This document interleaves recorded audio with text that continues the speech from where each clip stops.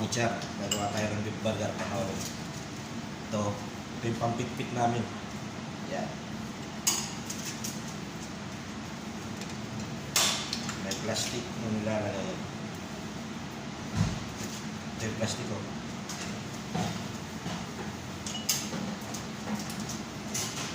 Patungan din sa bago.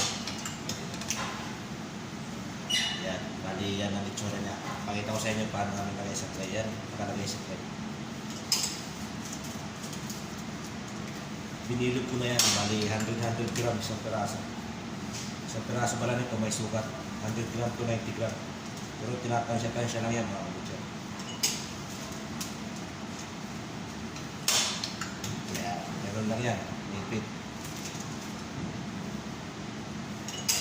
Patungan ulit nito ang isang pati ayaw sa plastic. Ito, bilog na rin siya. Mayroong mahal siya.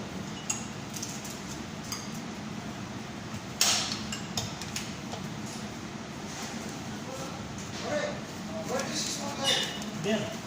what there? There. Okay. Counter mo.